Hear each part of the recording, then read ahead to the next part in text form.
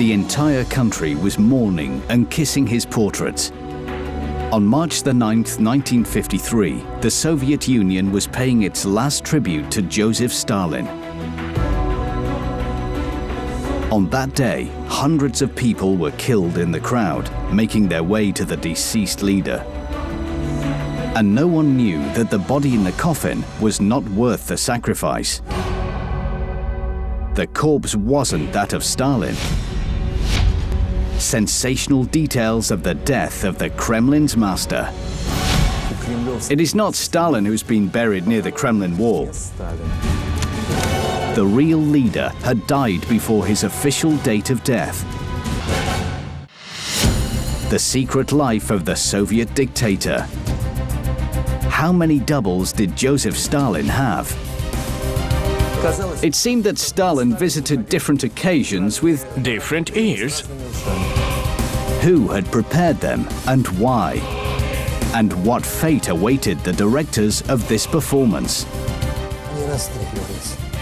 People who were directly related to Stalin's doubles were shot.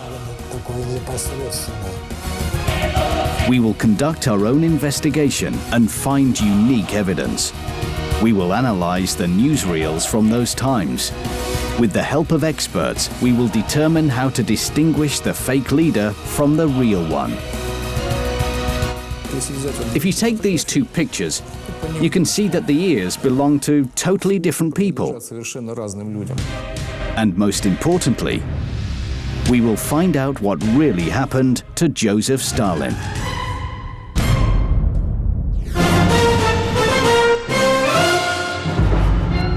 December 31st, 1939. The Kremlin guards didn't like New Year celebrations because of the crowds that gathered outside the door.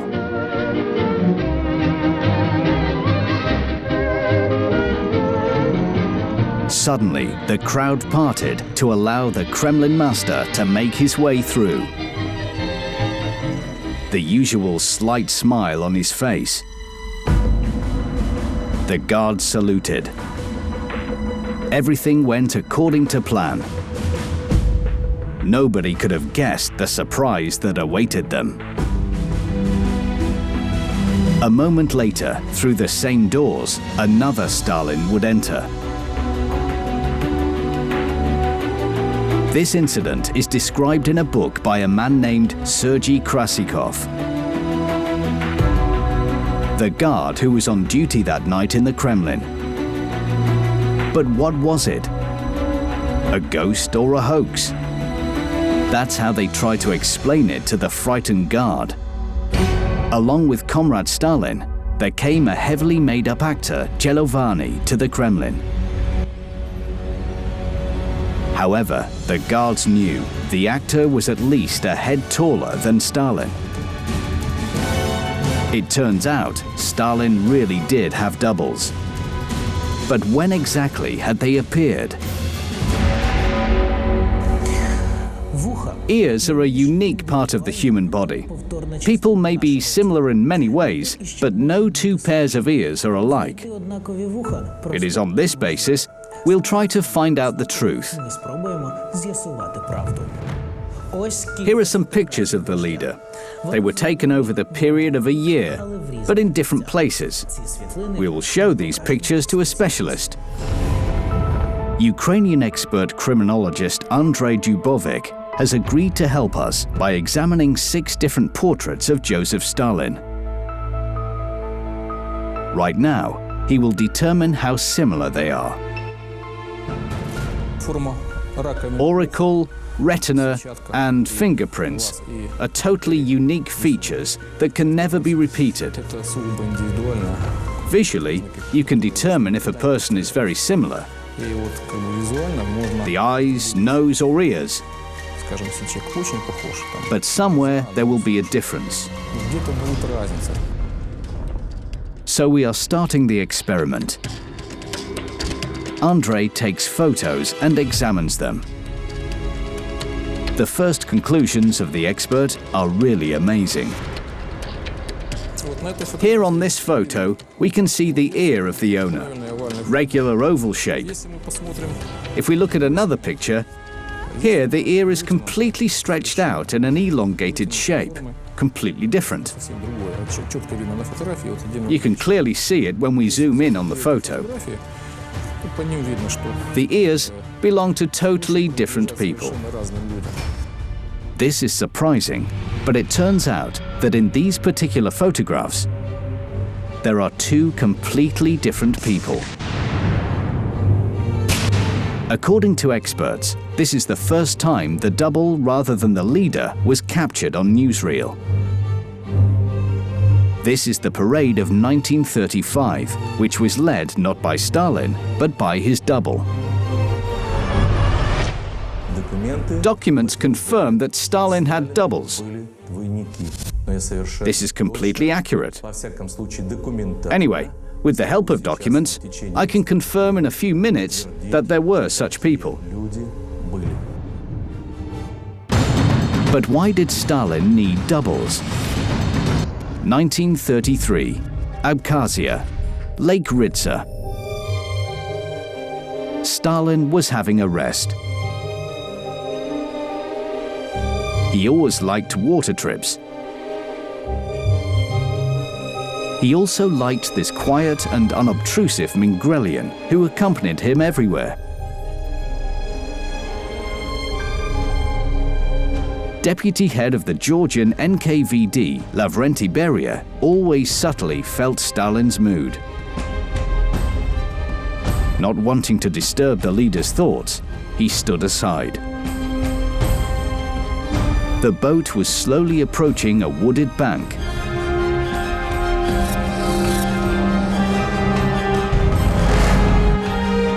But suddenly, something unbelievable happened. Suddenly, a body fell on top of Stalin. It was Beria who shielded the leader from fatal bullets. Who was shooting? The trembling Stalin didn't even think about it. He was too afraid to move. He could only think of one thing. If it hadn't been for Beria, he would be lying dead in the boat. But Stalin didn't realize that Beria himself had organized the attempted murder. It was just a show for one spectator, but with very clear goals. So with this attempted murder, Beria killed two birds with one stone. After the incident, he became a trusted associate of Stalin, and more importantly, he managed to convince the leader that from that moment on, his life was in constant danger. And only he, Beria, knew best how to protect the Kremlin master. Stalin was encouraged by Beria to create doubles as a form of protection for himself. A provocation was organized by Beria. It seemed to be an attack on Stalin. Beria needs to scare Stalin, make him believe that there were constant enemies who must be destroyed. 1934, suburbs of Moscow. For the third hour, Christopher was lying lost in conjectures. Who are these people that took him away in the middle of the working day? Put him in a car and took him somewhere. What did he do wrong? What did they want from him? People silently checked his eyes with a light and felt his chin. They sprinkled his face with something. Christopher felt unbearable pain. It felt as though his skin was burning. Now he had the same smallpox scars as his leader. He woke up in unbearable pain.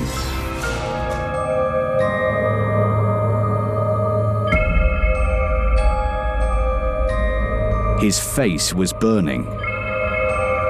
What did they do to him? He was even more shocked when he looked in the mirror. Looking back at him, was Joseph Stalin.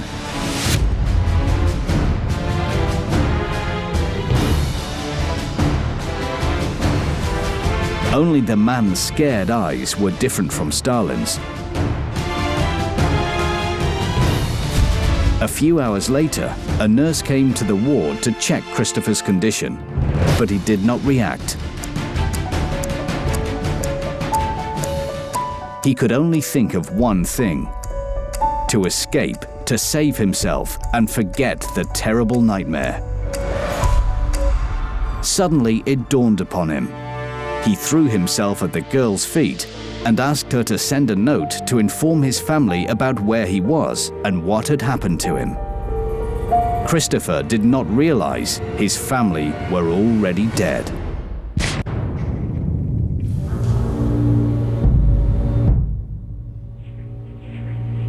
And no one could help him. Your name? Christopher.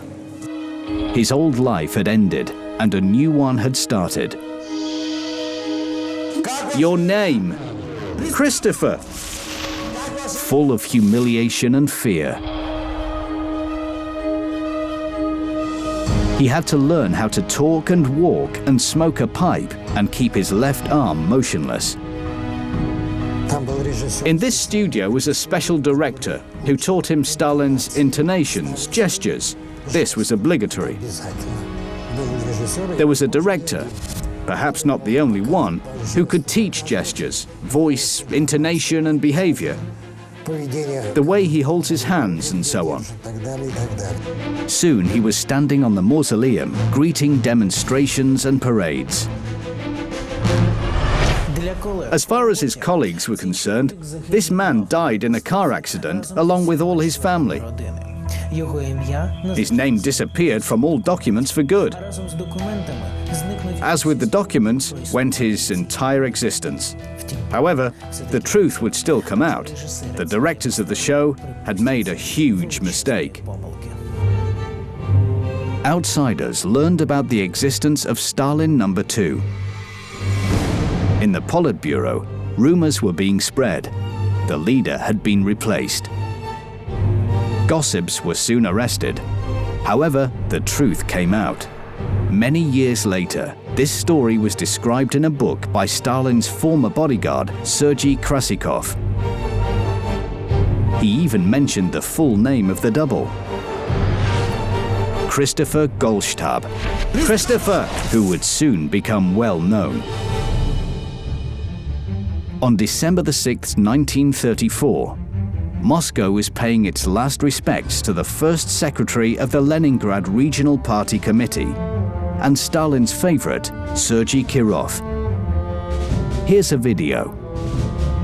We can clearly see in the newsreel, along with Molotov and Budyonny, the coffin is being followed by the leader himself, or so everybody thought. And only a few knew. In fact, it was the debut of Stalin's new double, Christopher Golshtab. Behind the coffin walked a silent man. In mine and other historians' opinion, this was Stalin's first double, the silent one. He had a lot of silent doubles, unlike Stalin himself. 1935, suburbs of Moscow. Yevsey felt he was in seventh heaven.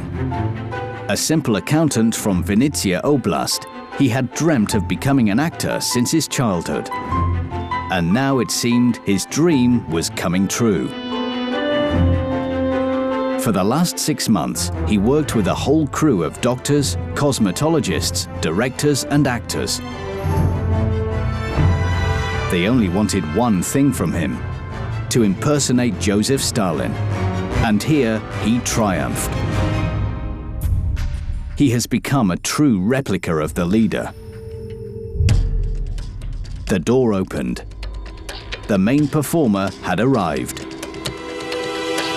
A short man in a pince nez. The man who had brought Yevsey here. Lubitsky's heart started to beat loudly.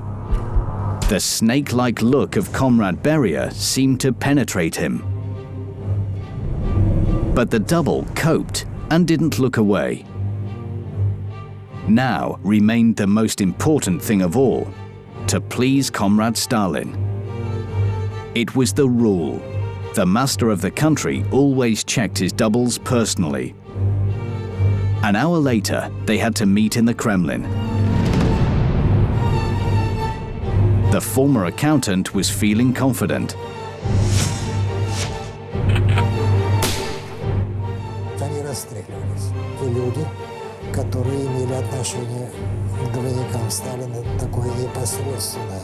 People who were directly related to Stalin's doubles were shot so as not to leave any trace.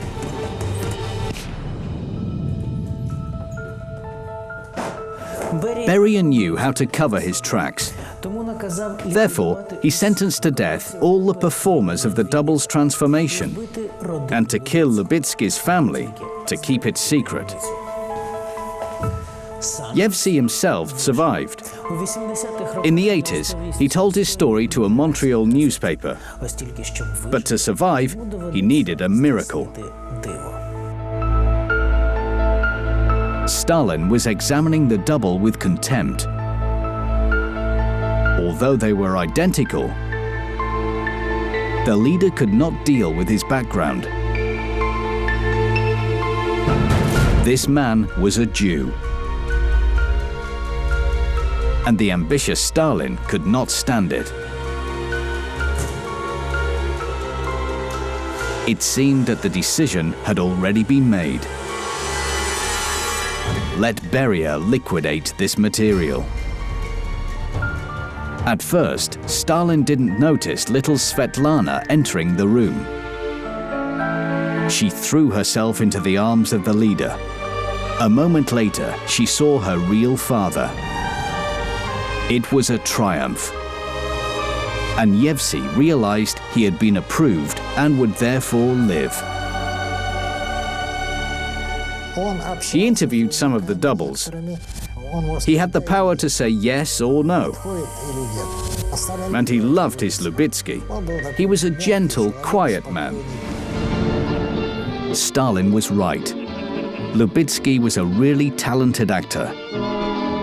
While Golshtab stood in the distance on the mausoleum, Lubitsky met with ambassadors and even members of the Kremlin. It entertained Stalin. He even watched these meetings through a special lens. Most of all, he enjoyed it when his subordinates abased themselves in front of his double. It made him feel euphoric. However, this was merely entertainment. The true role of Stalin's doubles remained the same. They were targets. Watch later. Amazing details of the leader's death. The real Joseph Stalin was killed a month before the official date of his death. And for a few weeks, the country was ruled by his double. Unique evidence of Soviet medics. At the Kremlin wall is buried a copy of the leader. The last mystery of Lavrentiy Beria. Former head of the NKVD was shot on the day of his arrest in his private cabinet. The inquiry over Beria's double lasted 6 months.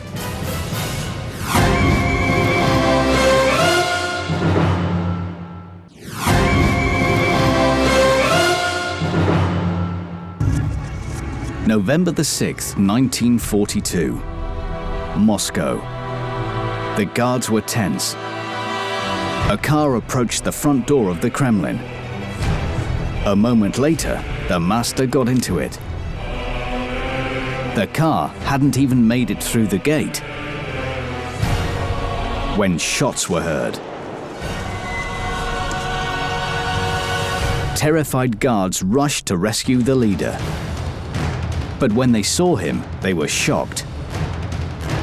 Stalin was covered in blood, with no signs of life.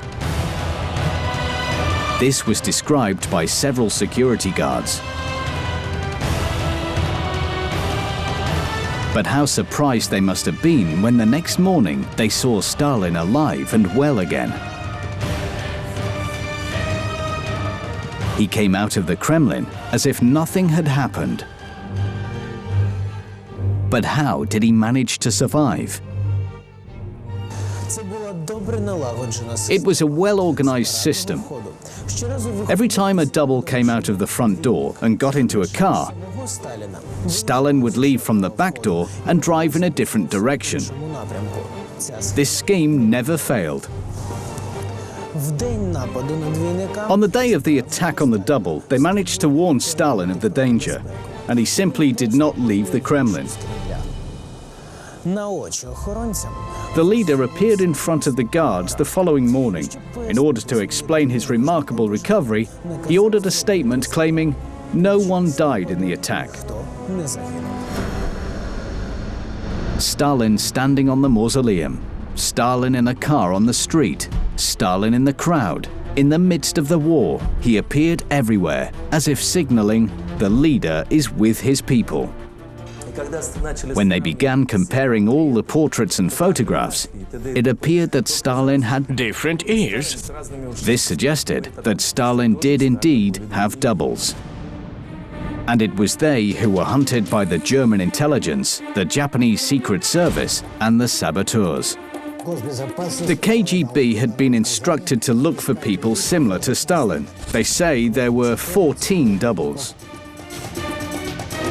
The system worked perfectly. During the war, there were more than 20 attempted murders. How many of them succeeded remains a mystery. But one thing is sure, the real leader survived them all.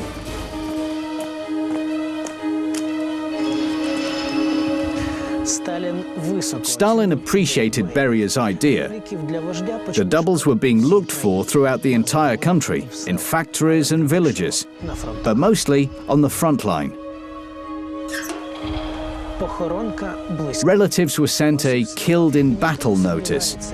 They were none the wiser and had no idea that their relative had begun a completely new and different life. Each of them had to learn how to move, behave, or even talk like Stalin. Although the lookalikes were allowed to look people in the eye and shake hands, under no circumstances were they to make speeches. And the doubles performed their roles perfectly. They were masters at parades and dinners. And they would even sit in at meetings of the Politburo when Stalin was ill. The quote from the history of Stalin's illness, 1947, quote, "The beginning, March 26, Joseph Stalin has got diarrhea. By the evening, he felt feverish. He feels generally indisposed. At 7, the temperature was 38.5 degrees. You may ask, but what does this have to do with Stalin's doubles? The answer is simple.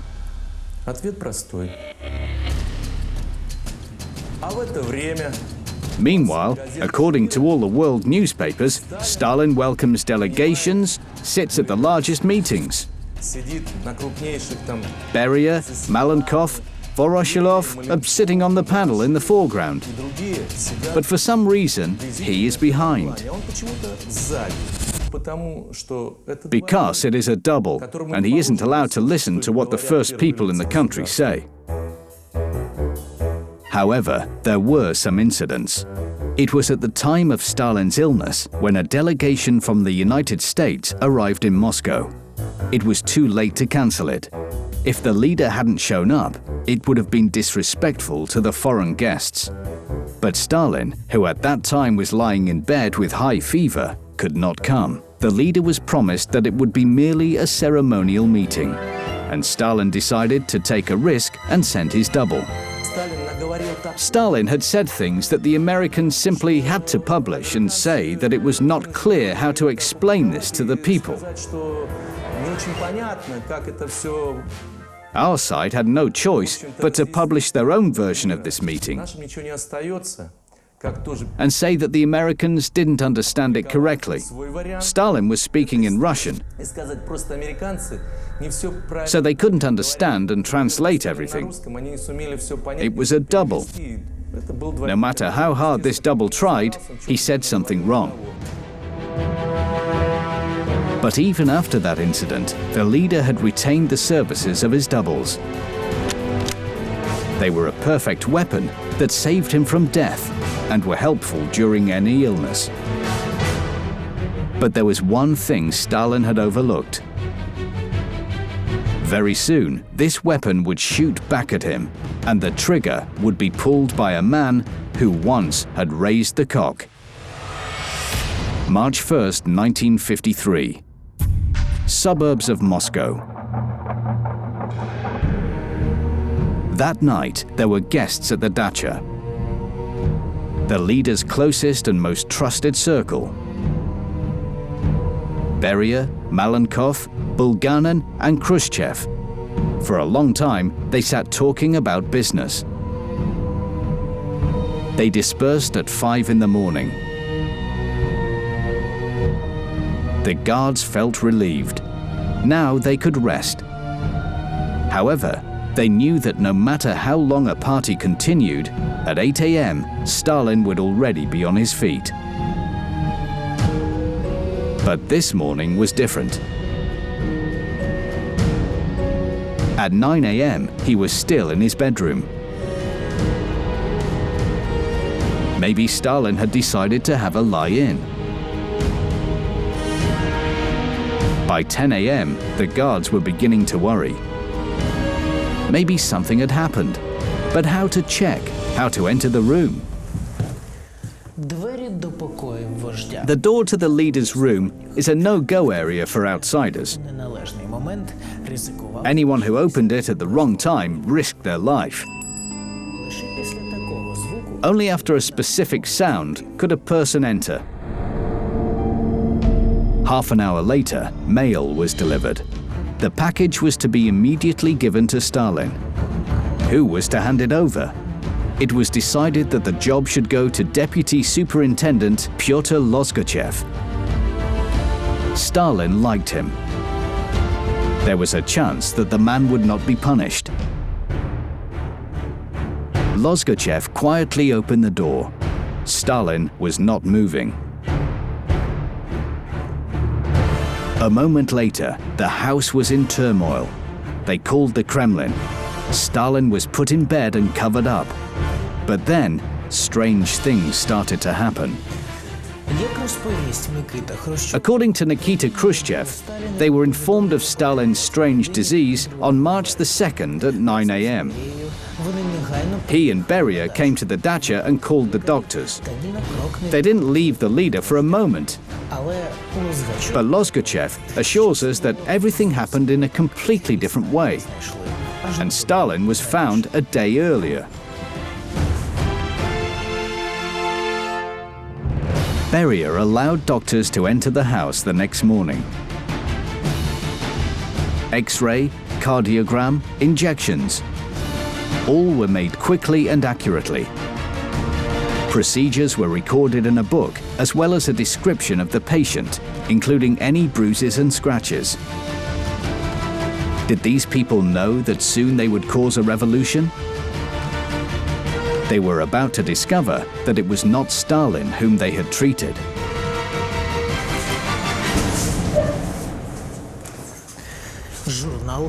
Record book of Stalin's doctors. For many years, this document was kept in the archives as classified information. But now it became available and totally changed the idea of the last days of Stalin. Medics recorded everything, even the appearance of their patient. And it turns out that this patient was not Stalin, but his double.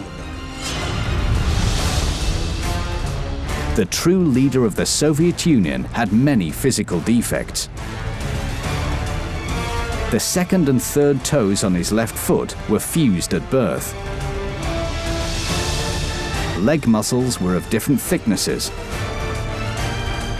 His left hand was paralyzed, which is why he always kept it bent or hidden behind his back. But they found no such defects on the patient who died in the dacha.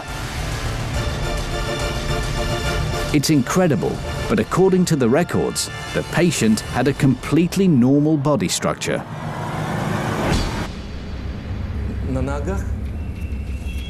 On his feet, the big toenail is not cut. Nothing about the fused toes. Nothing about deformed hand during the autopsy. They described a completely different body, which indicates that it must have been a double. Thus, it wasn't Stalin, but a double. The man who replaced the leader on his deathbed. But what happened to the real Stalin? It's hard to believe, but experts say the leader died a month before his official date of death. And it was the head of Cheka, Lavrentiy Beria, who took care of this. And where was the real Stalin? I do not know what Beria could have done with him, but one day he proudly announced, "I removed him."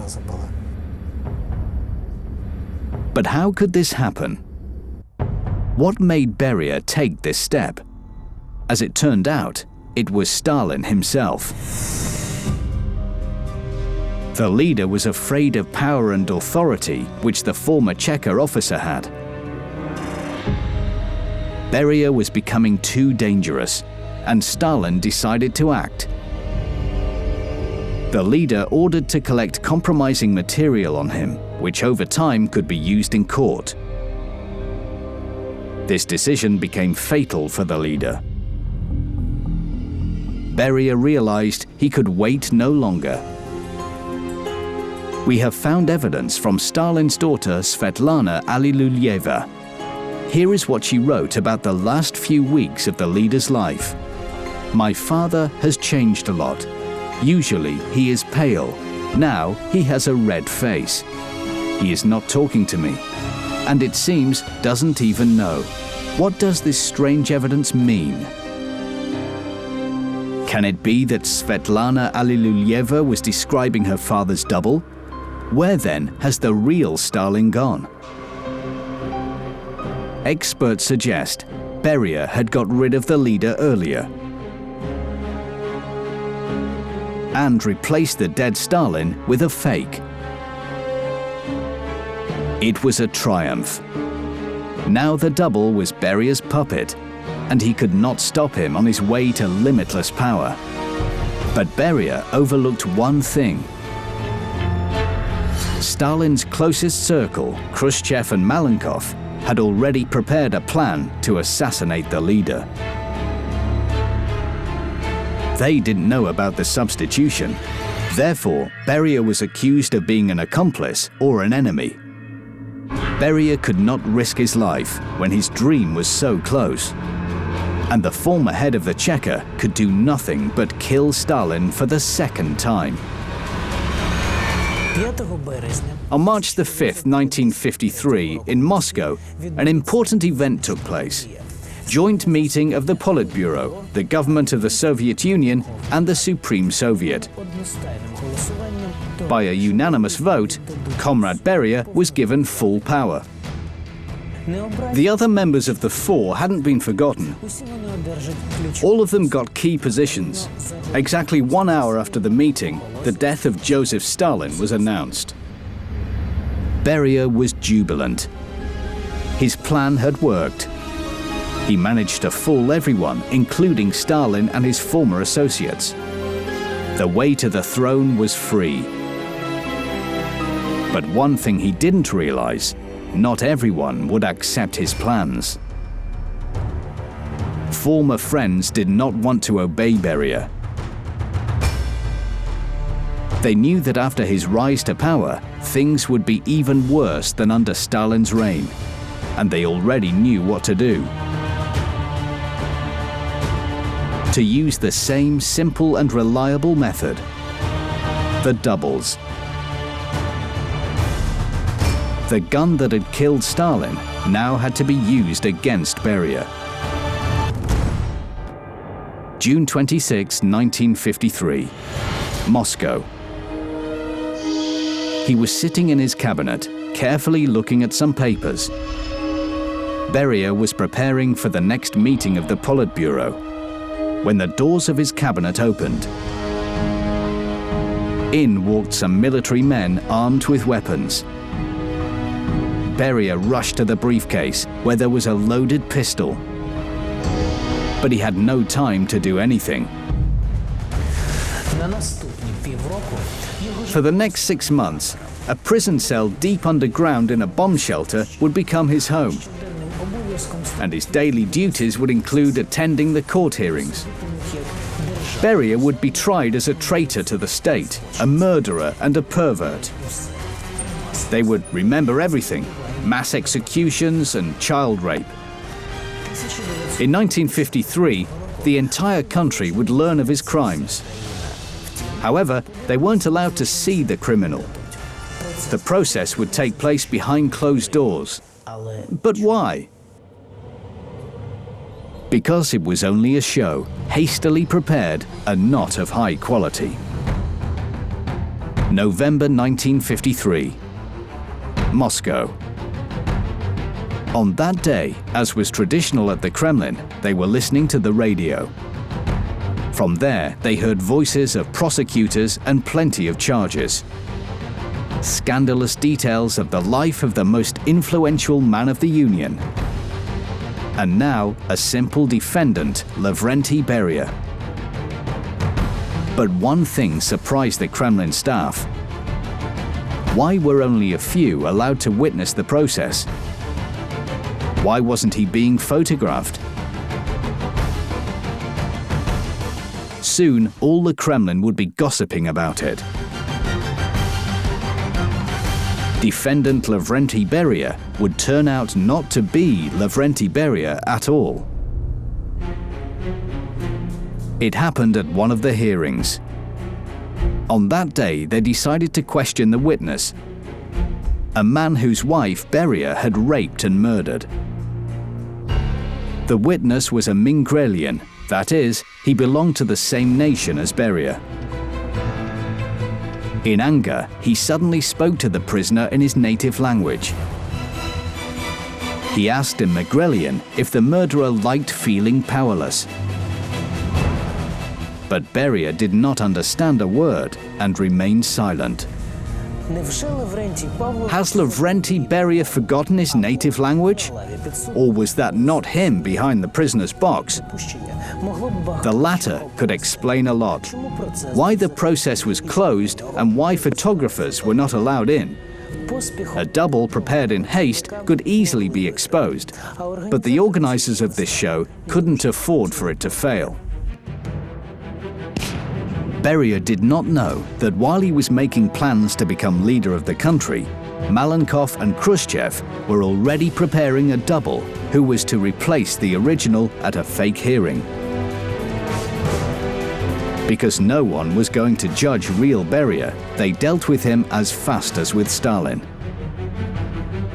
The murder of Beria was organized like this. The Presidium of the CC was informed that there was data incriminating Beria in the organization of armed conspiracy, armed seizure. They would therefore invite Beria to the Presidium and ask him what was going on. But what if Beria refused to come to the Presidium? Khrushchev offers to send 2 generals to bring Beria to the Presidium. When the generals returned, they said that Beria had resisted and had therefore been killed. They lied and declared that Beria had been arrested and that an investigation was underway, but Beria had been killed.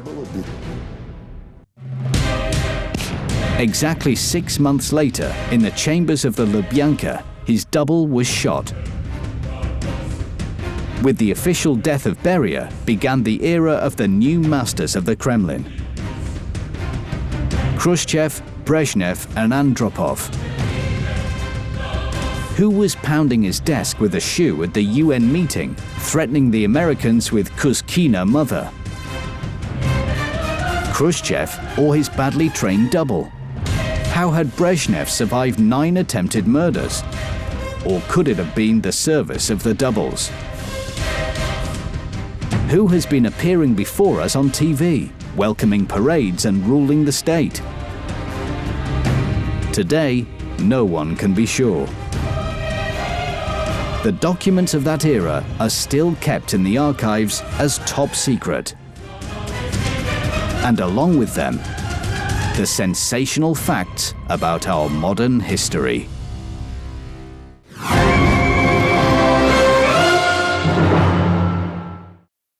1953, Moscow.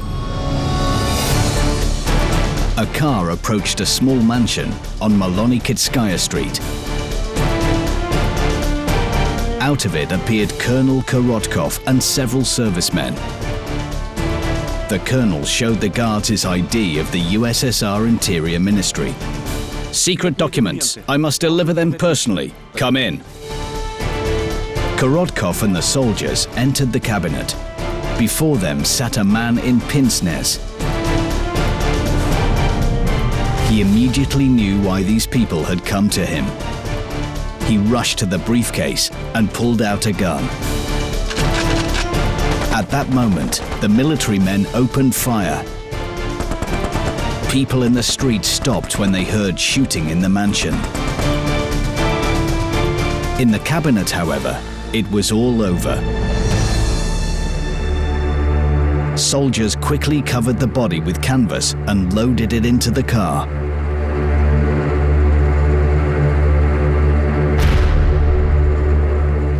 So without a trial, the Minister of Internal Affairs, Lavrentiy Pavlovich Beria, had been killed.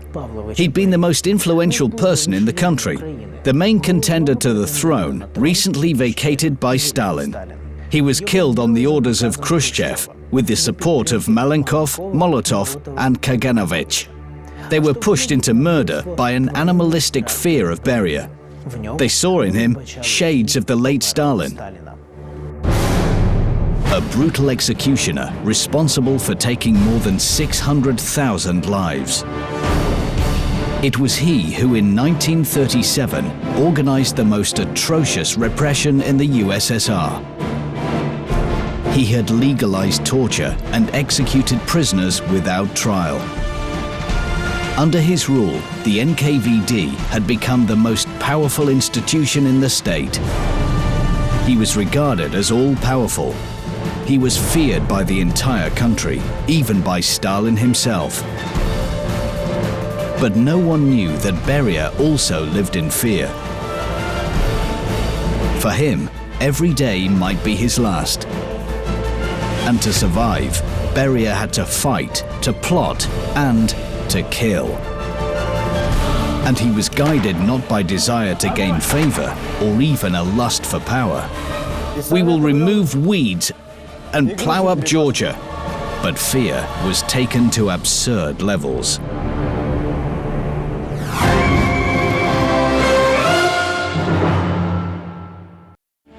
(1921), Baku. He was looking at the men who'd been taken from the house.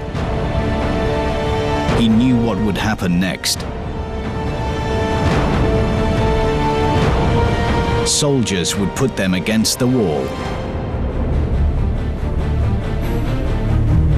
There would be a command to pull the trigger. Young Beria was the last in a row of those who were to shoot. He was looking at the people near the wall, but didn't want to kill any of them. His finger trembled on the trigger. But there was no command. Lavrenty's knees were giving way. He simply couldn't kill a man. A wave of horror swept over his body. Only one question stuck in his head. Why?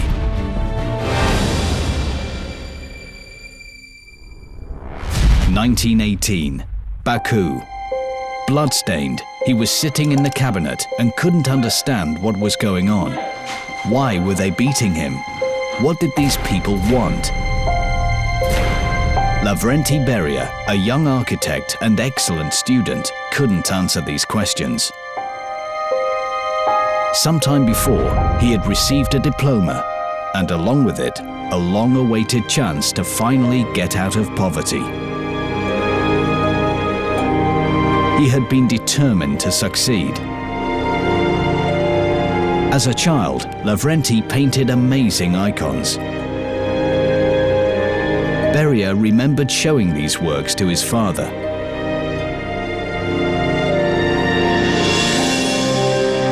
Pavel Beria, amazed at his son's talents, sold half his house in order to send his boy to college. His father's faith paid off. First, Lavrentiy graduated from Sukhumi school, then from a prestigious architectural technical school in Baku. He received his first order and was relieved to have a chance to bring his family out of poverty and to thank his father, who had sacrificed so much. In those days, the future seemed happy and carefree. Then one day, two men came up to him in the street. They showed him some paperwork.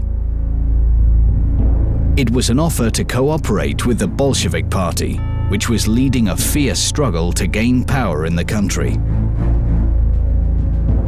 Its main opponent was the Musavat Nationalist Party, which proclaimed the idea of Azerbaijan's independence, and which for several years the Bolsheviks tried to unsuccessfully force out. Lavrentiy didn't realize that he had been chosen deliberately.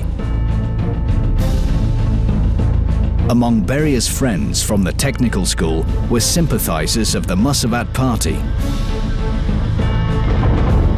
So the guy had to learn who they were. And to do this, he had to become a secret agent. They tried to persuade him, they beat him, but Lavrentiy was adamant. And then strangers dragged him to the window.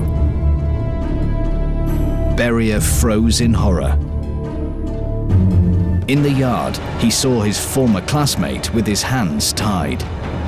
Their eyes met for a moment.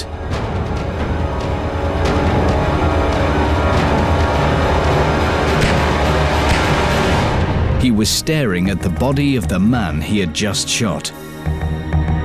He had pulled the trigger. Beria didn't want to kill, but there was no other choice. He became a Chekist. What did it mean? Leather jacket, revolver, and food rations? Yes, but there was more to it than that.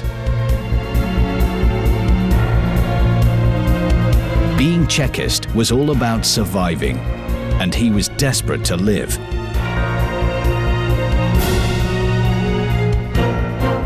He knew it as he looked through the window at all those innocent people who had been executed. Suddenly, he had been seized by animal fear. Obeying this fear, Beria signed a hidden paper of cooperation, not realizing there would be no turning back. Он был внедрен в мусаватистскую разведку. He was filtered into the Muscovat Secret Service.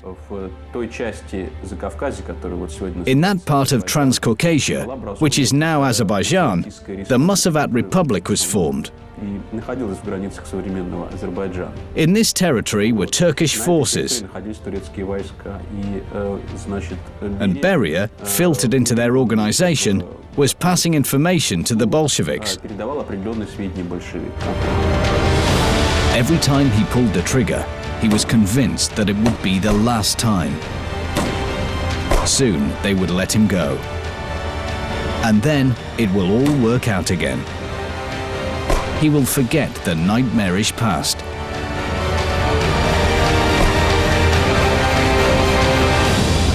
Eventually, due to the efforts of secret agents, the Bolsheviks managed to seize power in Azerbaijan. In 1922, the country joined the USSR. Beria had completed his mission, but no one was going to let him go. 1924, Soviet Georgia. Beria would remember that day for the rest of his life. He, a young Chekist, had the great honor of pouring wine during a party of prominent Bolsheviks in Georgia.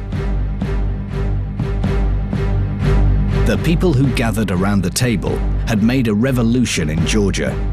They rightly considered themselves its creators. And now they were receiving a guest from Moscow. Everyone considered the guest an upstart who had made his career murdering people. And now he came to bring the order in Georgia. As Beria was pouring the wine, his hand trembled. Beria met the man's eyes. It was Stalin. Beria felt the man's immense power. Stalin raised his glass and made a toast. There is a great deal of weed in Georgia. It is therefore necessary to plow up Georgia. A heavy silence descended over the table. All those Bolsheviks realized that the next day, they too might be called the weed. Beria also understood this. A chill swept over his body. This was his chance. It's now or never. We will remove weed and plow up Georgia. He drank his wine and put the empty glass on the table. Everything went dark. Lavrentiy didn't seem to notice Stalin's fixed gaze. He didn't see the strict faces of the masters at the table. The next day, Stalin left, and Beria was appointed deputy head of the Cheka in Georgia. Such a prompt promotion surprised everyone. To the old Bolsheviks in Georgia, Beria was an outsider, an upstart, and they started to hate him. But Beria didn't care. He has gained a powerful patron, almost a soulmate, Comrade Stalin. Lavrentiy felt happy. The new appointment revived the old Beria. A quiet, reasonable man who for some time forgot about the former dream for the sake of a new one.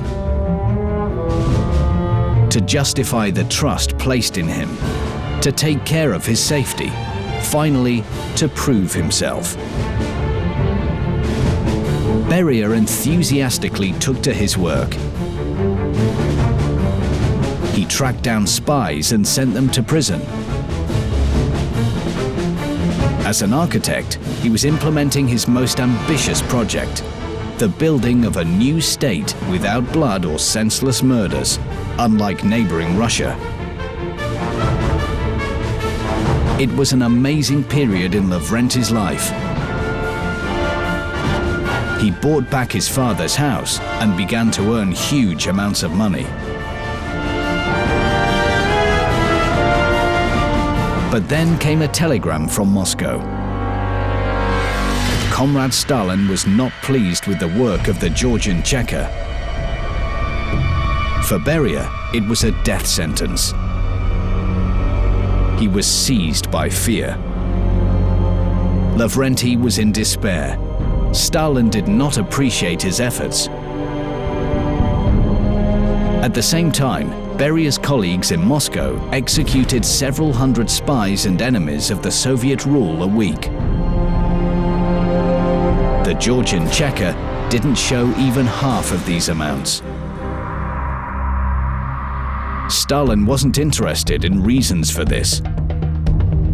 The General Secretary demanded victims, and Beria gave them to him.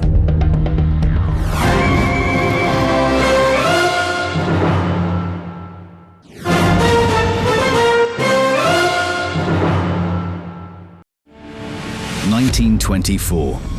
Georgia. He was standing against the wall, terrified, afraid to look into the people's eyes. He didn't need to wait for orders. He now gave the orders. Rumor has it that in Georgia, repressions were even more severe than in other regions of the Soviet Union. Beria was like a mini Stalin. In Moscow, Stalin controls the course of repressions, inflicts resolutions on interrogations and protocols, gives advice on whom to beat and whom to interrogate intensively. Beria does exactly the same in the Transcaucasia. In my opinion, even Baragov, an Azerbaijani, was more reserved, and it was hard for Stalin not to notice this. Beria was fulfilling what he had promised. He became the hands with which Stalin removed Georgian weeds. Fire! He could not get used to this sound. He would wake in the middle of the night, terrified. In his dreams, he saw innocent people being shot without trial. He couldn't sleep. Nightmares were driving Lavrentiy crazy. And then one night, stupefied by blood, insomnia and fatigue, Beria decided enough. The head of the Cheka was reading an application. Beria was asking to be allowed to study in the Polytechnic Institute in Baku. He didn't want to be a Chekist. He wanted to live. He had married and wanted to rebuild his life. Lavrentiy knew that he might not get out of this room. His young wife waiting outside also knew this. Beria watched his boss with horror. He carefully placed the paper on the table, picked up a pen, and raised his eyes. Lavrentiy was rooted to the spot. He won't give up, whatever the cost.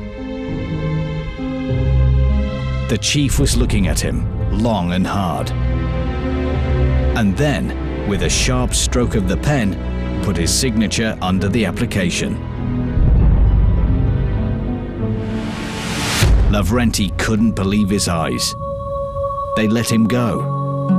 Silently, without any conditions. The world had changed. It became brighter and more colorful. He hugged his wife. Finally, there was no need to be afraid. He can realize his dream of becoming an architect and eventually, perhaps, to forget the horrors of the past.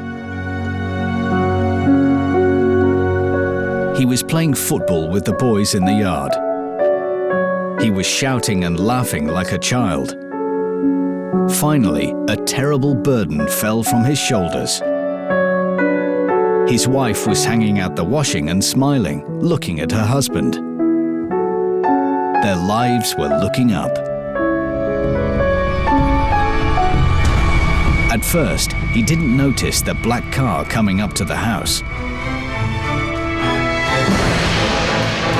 Lavrentiy stopped playing with the ball. Beria knew something terrible was going to happen. He realized with horror that these people would never let him go.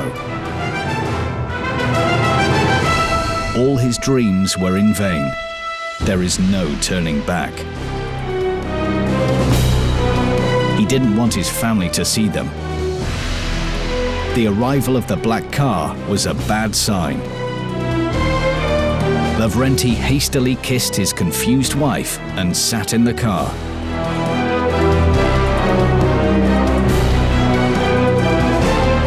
He stared out of the window. His world was in retreat, and all because of the hated system. Beria didn't know that in several years he would become the embodiment of this system. A brutal executioner who in 1937 would kill 600,000 people with one stroke of a pen. A bloody monster who would be murdering people with his own hands, without fear or pangs of conscience. And now he was staring out of the car window, saying goodbye to the carefree world of fun and children's dreams, to which he would never return. Later on, Lavrentiy learned that the head of Cheka signed only a small vacation permit, and that no one was going to let Beria go. He was simply too valuable. It was the mid-20s.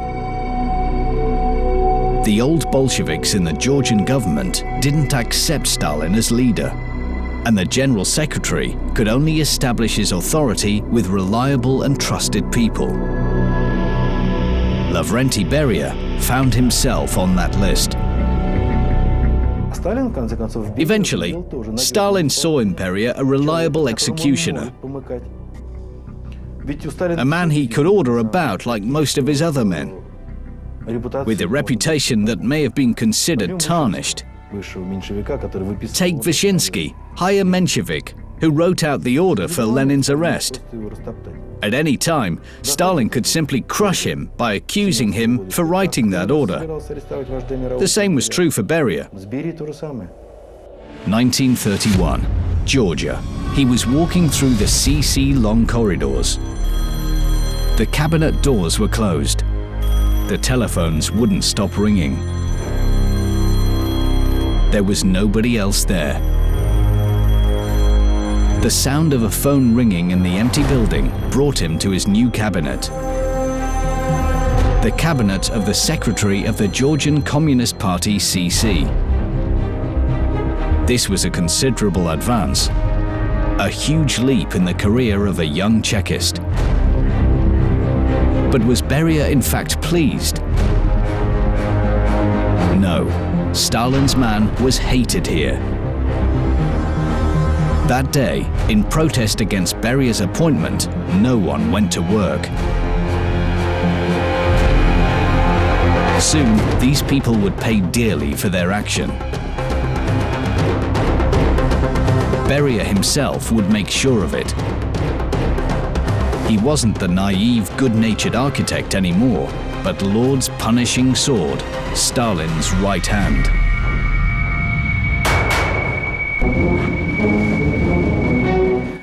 With the leader's consent, Beria ordered the execution of the entire personnel of Georgia's government. So he fulfilled the precept of Stalin. Beria was no longer interested in the moral aspect of his work. However, while shooting and punishing, he was making more enemies. The hunt for the CC secretary's life had begun. There were several attempted murders, but Beria tried to ignore this fact. He forced himself not to be afraid. However, his fear grew. 1934, Lake Ritsa, Abkhazia. Two ordinary families were sitting by the side of a lake. Beria and his friend, the head of Abkhazia, Lakoba, rarely spent their weekend like this. Beria didn't hide his pleasure. He was enjoying these rare carefree moments. Because of his work, he spent very little time with his family and became increasingly sullen and withdrawn. He couldn't talk to anyone about his worries. Most of all, Beria was afraid that someone would find out about his fear. On that night, Lakoba was tossing and turning, trying to fall asleep. In the distance, he could hear the sound of an engine. Lakoba came out of the tent. The noise stopped. He heard voices. It was a bad sign. Lakoba decided not to wait for what would happen next. He rushed to save his and his friend's family. "Lavrentiy, wake up! We must leave!" Beria grabbed his wife and son. Under cover of darkness, they ran into the nearest ravine. Lavrentiy didn't understand why they needed to hurry. What's the worst that could happen at night in a deserted area?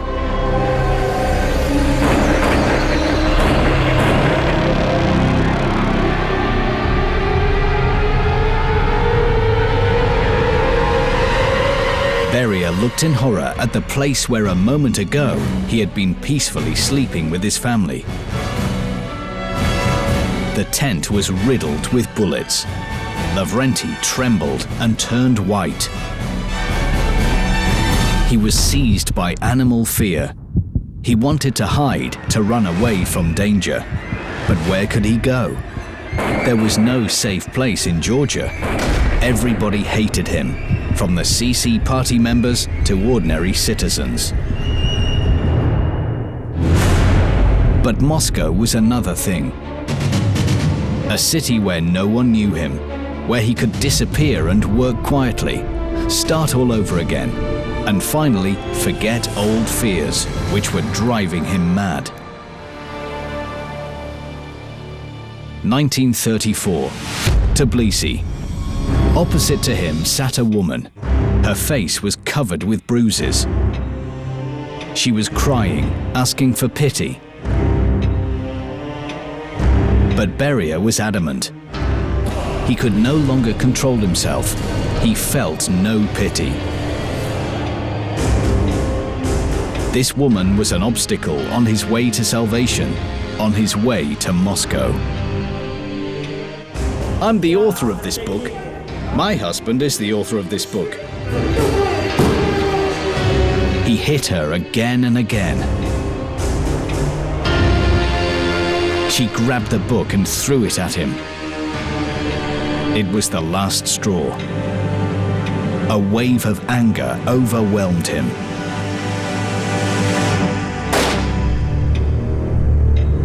He looked at the woman's body. He had killed her with his own hands. Without following someone else's order, he had killed her and felt nothing, neither pity nor fear. Like a heartless monster, he murdered a human being over a book.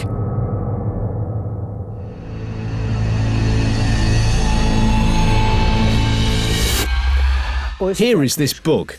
In 1935, in the USSR, it became a bestseller.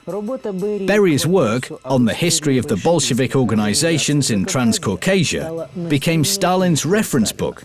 It proved that the General Secretary, who was on a par as Lenin, was the Bolsheviks' leader and father of the revolution. Officially, it was written by Lavrentiy Beria, and no one could prove it to the contrary. A host of writers, headed by the Georgian historian Bibanishvili, was shot long before the publication, and the last witness had died in Beria's cabinet. Beria was certain that the publishing of the book would be his ticket to Moscow. The book appeared at a very convenient time. It was a special trump card that Beria could use. Comrade Stalin, look, I wrote about you. Is this all correct? Yes, Comrade Beria. Well done. Indeed, Stalin highly praised the work of his Georgian associate, but the leader wasn't in a hurry to invite him to the capital.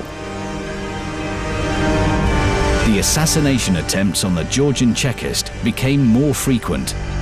In despair and guided by the instinct of self-preservation, Beria would make the last and the most terrible sacrifice. 1936, Georgia. The two old friends, Lakoba and Beria, were in the theater. Everything was going well, but during the performance, Lakoba felt unwell and left before the final act. Beria stayed. He was admiring the graceful movements of the dancers. Beria was aware that he would never see his friend again. He knew that at that very moment, Lakoba was writhing around in agony. The man who had saved his life had now been poisoned by Beria's hand.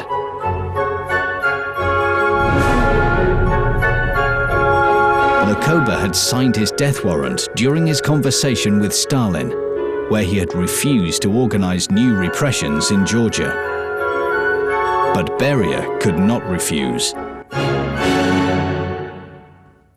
He knew that heading the bloody slaughter in 1937 in Georgia would not only be his ticket to Moscow, but his only way to stay alive.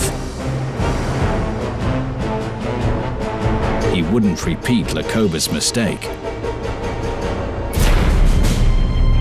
What was Beria thinking while driving to Moscow? The fact that he had finally reached the top and become powerful? Or the fact that through his new position, he would bring benefit to the state? No, he was once again thinking of his own survival. Beria knew that the higher up the corporate ladder he climbed, the greater the risk to his life. But he could neither refuse nor disappoint Stalin, who had saved his life. The fact that he had consistently followed the party line showed that he was a devoted son of the Communist Party and therefore would be a reliable candidate for promotion in Moscow.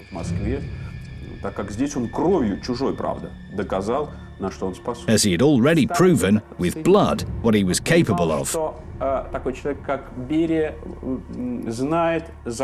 Stalin appreciated this.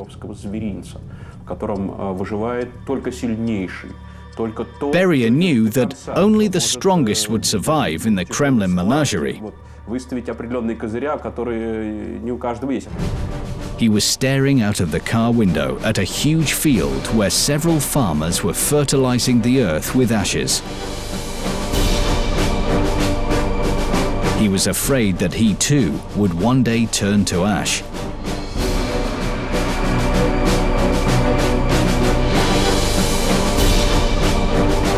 Beria could easily manage the scenario. Being taken out of his house at night and forced into a car. Being beaten during interrogations and then shot. A car takes a barrel full of his ashes to this field where they are scattered. Nourishing the collective farm with their ashes was Stalin's way to deal with Lenin's former associates. He could do the same with anyone.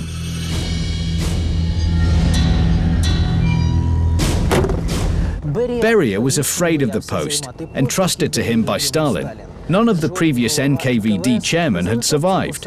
The organization was previously led by Yagoda. Nikolai Yezhov executed Yagoda along with all of his men. Now, Beria was to clear the NKVD of Yezhov and his men. But Beria couldn't refuse.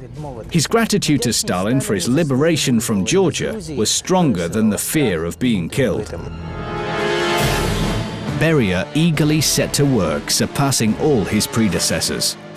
During the bloody repressions of 1937 in the USSR alone, more than 600,000 people were executed under Beria's orders. Beria was a reliable executor. He carried out the most bloody and atrocious acts, not to mention the massacring of Poles in 1940 at Katyn. A monstrous act. Execution without trial of more than 22,000 people, prisoners of war and civilians. Когда он видел, как работает Берия, когда он оценивал его различные действия, when he saw how Beria worked, he realized that this man would do any of his dirty work for him. For example, to eliminate the head of the Polish army, or to eliminate people for no reason.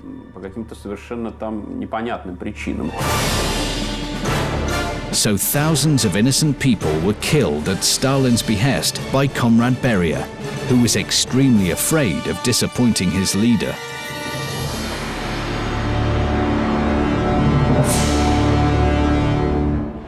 June 21st, 1941. Moscow. He was afraid to look into Stalin's eyes. A moment ago, Beria had received the latest intelligence report. The war was imminent, and he had to report this to the leader. But how? Stalin didn't even want to hear about it. He became furious every time he heard of Germany's attacks. Joseph Vissarionovich, the war will begin tomorrow. But we remember your words and feel sure that Hitler won't attack. Stalin looked at him. Beria was petrified. The leader got up and left the cabinet. Beria didn't dare move. He was expecting the worst. I believe that part of Stalin's political power came from his unpredictability. How will this man react? What will his next move be? At any moment, he was ready to use one of his many trump cards, the assassination of certain people. But something incredible happened. After the German invasion, the tyrant Stalin panicked. He stopped responding to calls and went to dacha. For a week, the country was left without leadership. Beria was amazed. He had never seen Stalin like this. He wouldn't tell anyone about their leader's terrible cowardice. Instead, Beria would take leadership of the country. He would create a united authority in the USSR for the period of the war, the State Defense Committee. Beria would visit Stalin and persuade him to hand over the leadership. In this way, he would save the tragic situation on the fronts of World War II. Beria was proud of his ingenuity. His services in the war would be a suitable thank you for Stalin's miraculous rescue.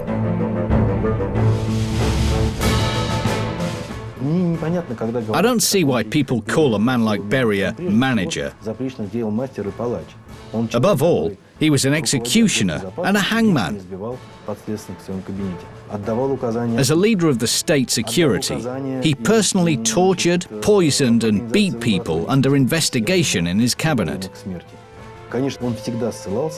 Of course, he always blamed Stalin. Beria became confident. The fear that had tormented him for so long had disappeared. Though he had lost connection with his family, though his wife was afraid of him and couldn't understand him, now he felt he had much more than just a family. He had boundless power, dozens of mistresses, and the patronage of the leader. Stalin was indebted to him for his salvation, and he was keen to show his gratitude. 1949, Moscow. The news received from Khrushchev of what happened at Stalin's dacha kept Beria awake at night. During dinner, the leader suddenly got up and called his two old friends to follow him into the bathroom. Stalin turned on the shower, looked around, and whispered, "Я перестал доверять Лаврентию." Beria knew exactly what this meant. Stalin wanted him removed. But there was something else. Now, Beria realized that the tables had been turned. Stalin was now afraid of him. It was the final signal. Beria knew he could not wait any longer. After so many years of loyal service, Stalin wanted to get rid of him. But Beria would take brutal revenge for the fear that had followed him around for so many years. He would survive. He would make sure that the man who ruined his life would be dead. Beria, Khrushchev, Malenkov, and Bulganin gathered that evening and planned everything in detail. First, they needed to remove the leader's closest men, his personal secretary, Poskrebyshev, and his security chief, General Vlasic. Then, at another dinner at the dacha, Stalin must suffer a stroke that would kill him immediately, leaving no chance of survival. Stalin must die in front of witnesses. Also, there must be doctors and children. The plan was agreed, and they began to act. 1953. Stalin's dacha. The day had come. All the conspirators gathered at Stalin's dacha in Kuntsevo. Beria seemed jolly. He was smiling and joking. Years spent in fear made him a wonderful actor. However, inside, another fear was growing. Any of the conspirators could be a traitor, and then it would be his end.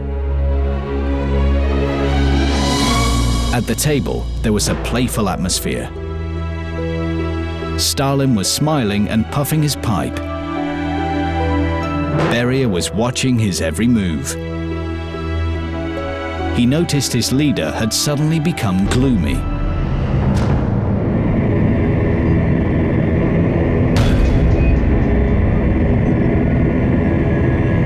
The poison was working. Stalin got up from the table. He said goodnight to the guests, complaining of fatigue. Beria went after him. It was I who first claimed that Stalin had been poisoned back in 2001 in my first book. Today, there are stories telling that they analyzed Stalin's medical history. They consulted doctors and found out that there was poison in his blood.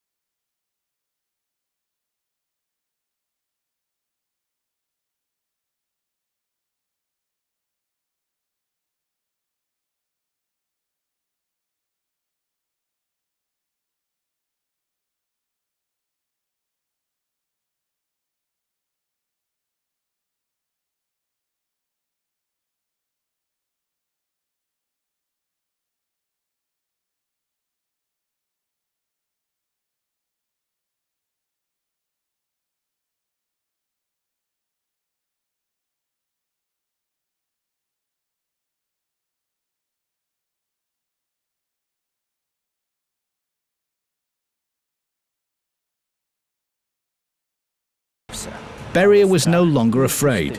Now he was the personification of that fear to others. In his order given to Khrushchev, there was an open claim to the empty throne.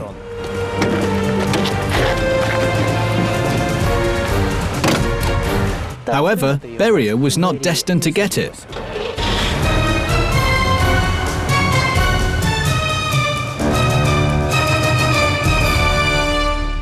(10 a.m.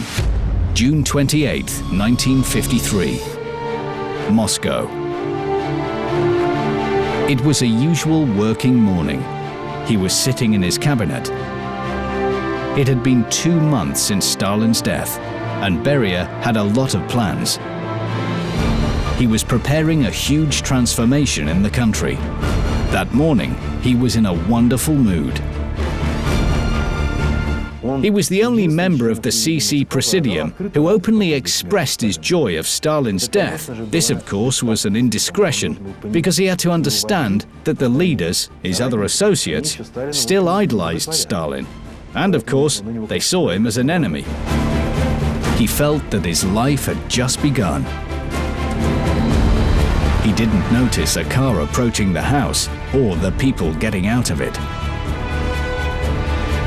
Secret documents. I must deliver them personally. Come in. The doors opened with a bang.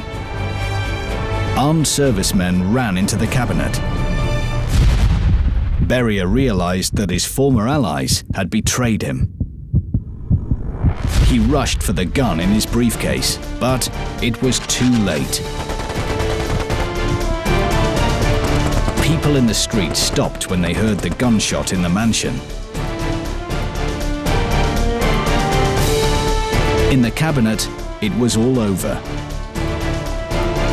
The official history says that Beria had a long trial and only then was shot as a state criminal.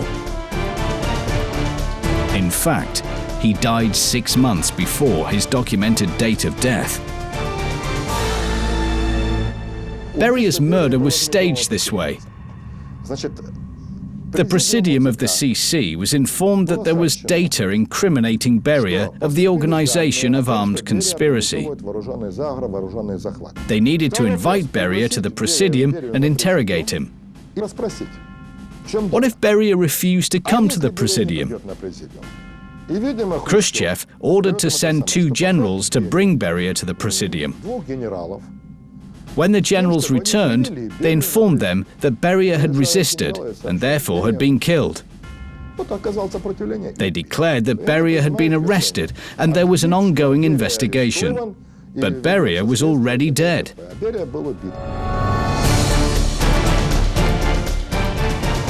His body was buried in the Lubyanka's courtyard, along with all his personal belongings.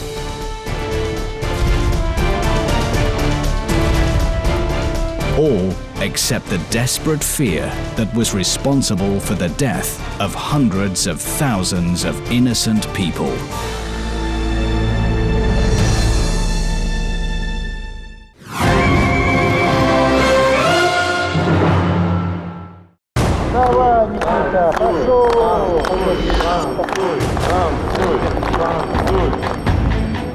He was dancing.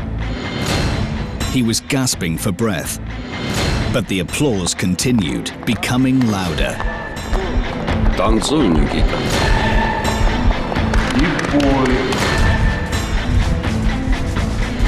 His heart was in his mouth.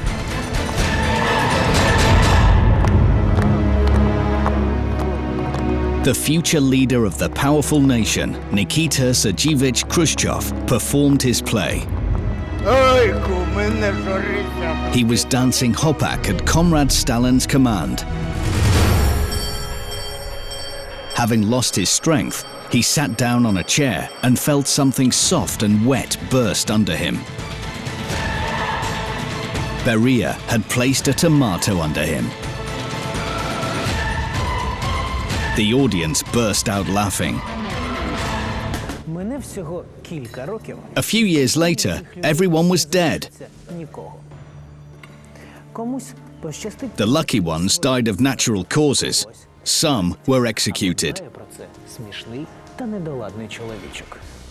This funny and absurd little man, Stalin's misunderstood court jester, Nikita Sergeyevich Khrushchev, took care of it.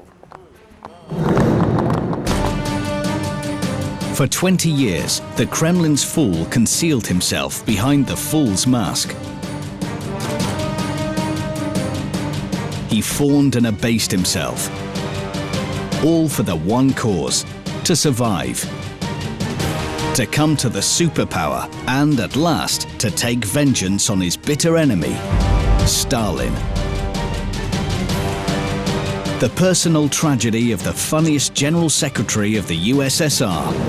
What led to Nikita Khrushchev's murderous deeds? And what was the sin against the Kremlin's fool, for which Stalin had to pay with his life?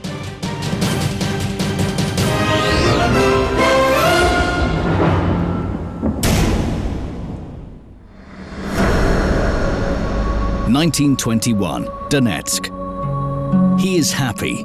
He is racing to get home to see his wife and embrace his children. They haven't seen each other for 3 years. Throughout this time, at the front of the Civil War, he thought about them.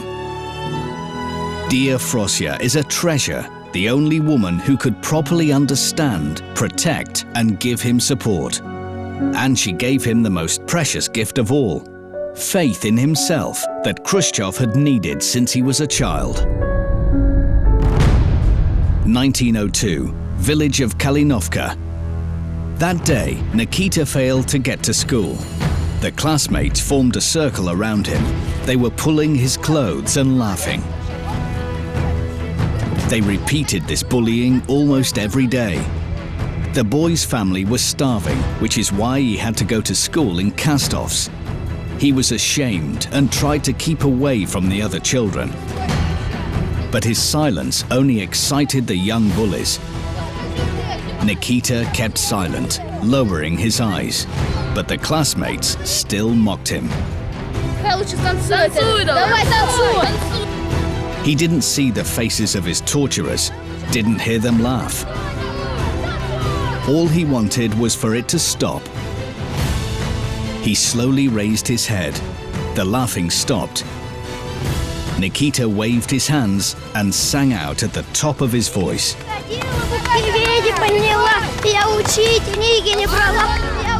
There was such resoluteness in his movements and voice that the classmates were mesmerized.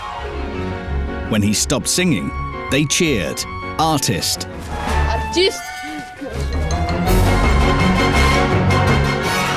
He was dumbfounded. It turned out that the best way to deflect their bullying was to act the fool. For years, though, he remembered the bitter taste of humiliation and became more unsociable and unapproachable until he met Frosya.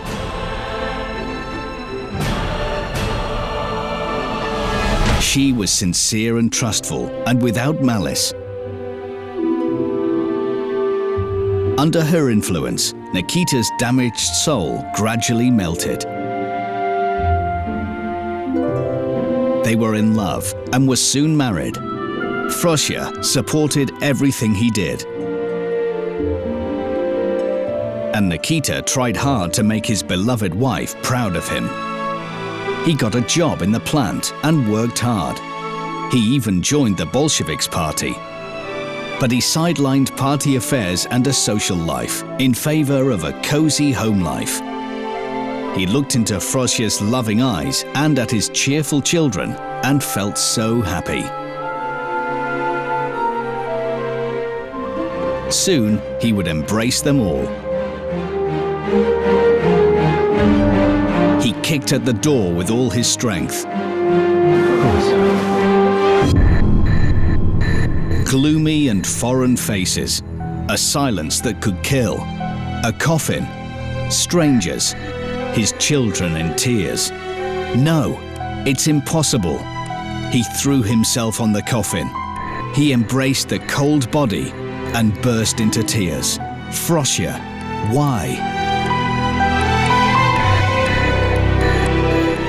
He didn't notice his scared children trying desperately to snuggle up to him. He didn't hear the neighbors telling him about the terrible typhoid epidemic that claimed thousands of lives, including his Frosya. There was only one thing on his mind: how to live without her. He felt defeated and depressed. His dreams and his plans for the future no longer mattered, as he had lost the most important person in the world. Не найдя жены в живых, он испытал не просто глубочайшее разочарование, глубочайший надлом. Он потерял единственную семью. Если бы жена осталась бы жива, Хрущев никогда не сделал бы не то, что государственной карьеры. Он никогда не был бы даже секретарем райкома, по сути.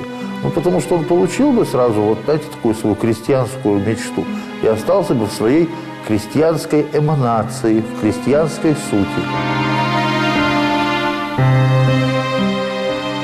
After his wife's death, he couldn't stay in their house. He took the children and moved to a small apartment. He broke all communications with the outside.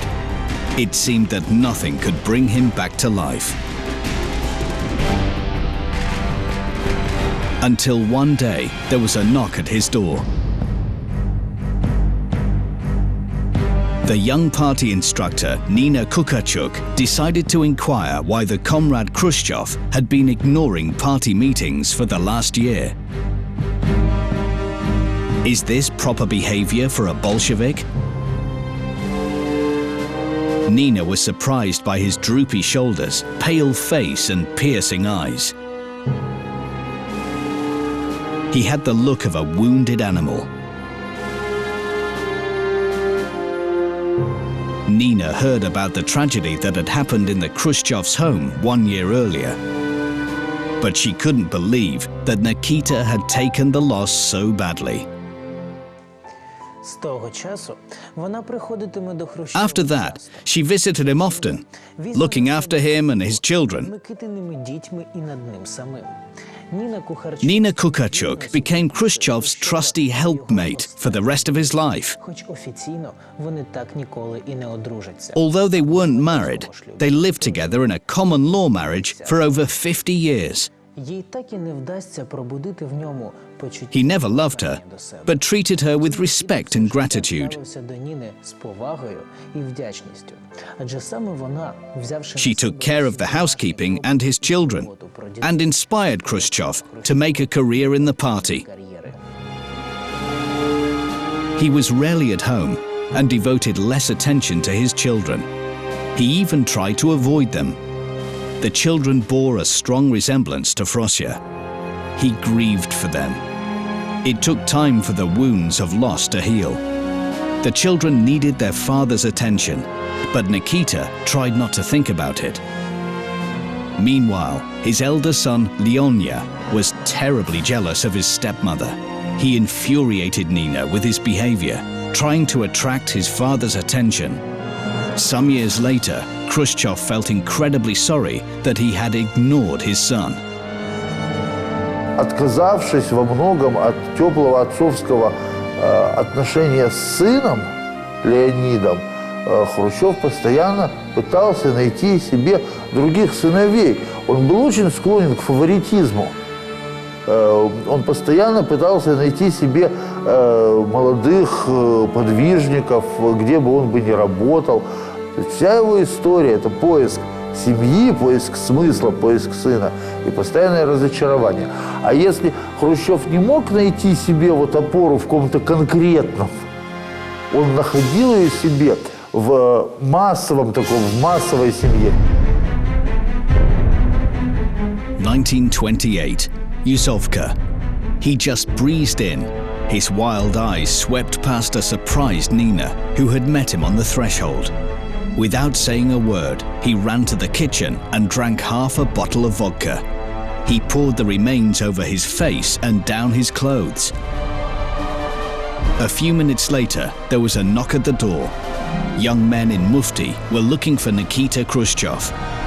Nina had no time to say anything before her husband burst into the living room. He was too weak to stand and was laughing and hiccuping loudly. Seeing the strangers, Khrushchev brightened up even more. He offered them drinks and then started an indecent chastushka with a stupid voice. Nina snapped her fingers. She had never seen Nikita so drunk before. The strangers had a laugh and left. When the door closed behind them, Khrushchev sighed with relief and fell on the sofa, drained of all his strength. It was the end of the 20th year. Lenin's former comrades created a tough opposition to the power of the newly made General Secretary Stalin. And under the leader's order, the security service employees started to look for enemies in the party. The actual Donetsk didn't escape the purges, at that time the town of Yuzovka. In 1928, at a meeting of the local party activists, all the participants were arrested on suspicion of conspiracy against Stalin. It's quite possible that Khrushchev knew something. Maybe somebody told him about the plans of the security service, but he didn't attend that meeting and had put on the drunken act at home. This funny undertaking saved Khrushchev's life. He was so convincing as a drunken fool that the young men in Mufti didn't suspect anything. Khrushchev played the fool again, convinced that he'd found a great disguise. The more he played the fool, the more he moved up the party ladder, edging ever closer to Stalin. But then the time came when he had to wear this fool's mask as his true face. It became his curse. 1930, Moscow. They studied together at Moscow Industrial Academy. Nikita, attentive and polite, saw Nadezhda home again and again. He always tried to be beside this modest and silent girl because he knew that she was the wife of the comrade Stalin. Khrushchev didn't give anything away, but he took the opportunity to praise the leader's party policy before Nadezhda. Above all, this modest party organizer wanted to be observed, and if he was lucky, he wanted to be signed.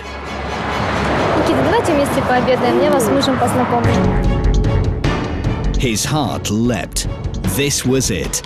After having some doubts, he expressed thanks to them for his invitation.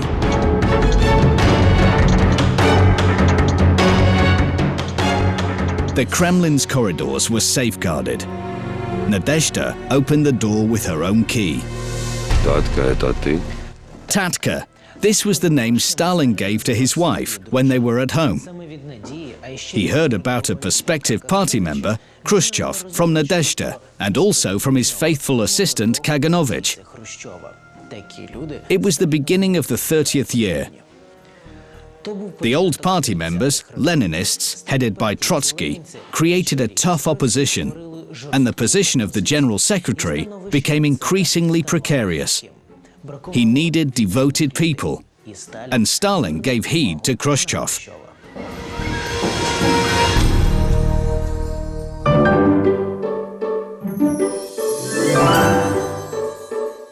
Stalin laughed and made fun at the table.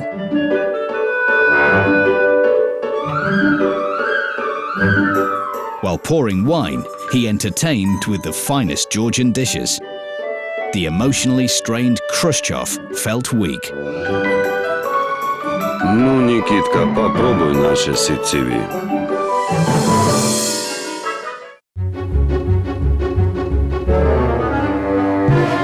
Так это курица. А у нас в Юзовке вот курицу не готовят. У нас петуха, значит, берут к нему лучка, как говорится, режут петуха, это, значит, лука там, перчика, вот, перчика всякого, чесночка. Ну, то есть, суп. Khrushchev swapped recipes. Stalin kept a close watch on his guests.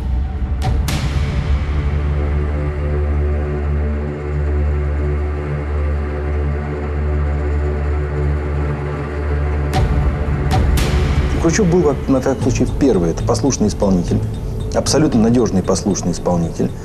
И, во-вторых, Сталину импонировала та народность и тот, я бы сказал, та непосредственность, с которой Хрущев общался с массами. То есть как руководитель, при всей своей и невысокой образованности, и, может быть, недостаточно широком кругозоре, Хрущев вместе с тем воплощал в себе, ну, я бы сказал, такие лучшие черты народного характера. Не лез за словом в карман, всегда умел отшутиться, всегда умел как-то ярко и образно подать, порой достаточно сложные там какие-то партийные построения. After the first meeting with Stalin, Khrushchev quickly advanced up the ladder, soon becoming the leader of the district committee of party. Over the years, he went on to become the head of the whole party organization in Moscow. It was a meteoric rise. But the higher he rose, the higher the price of his success. He called on his assistant and close friend, Boris Trivas. The room was a mess, papers and letters thrown about, and three men were examining a document. О, товарищ Хрущев. Отлично. Подпишите, пожалуйста. Вот здесь. He pretended to examine the document. Trivas looked at him appealingly. The enemy of the people. Should he sign it? Khrushchev knew Trivas respected him. What sort of an enemy was he? What if he didn't sign it? They would be accomplices. Khrushchev was terrified. He closed his eyes and signed the document.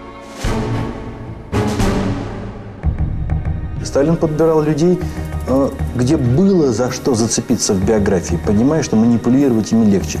И уж они-то будут работать не на страх, а, так сказать, и за страх, и за совесть.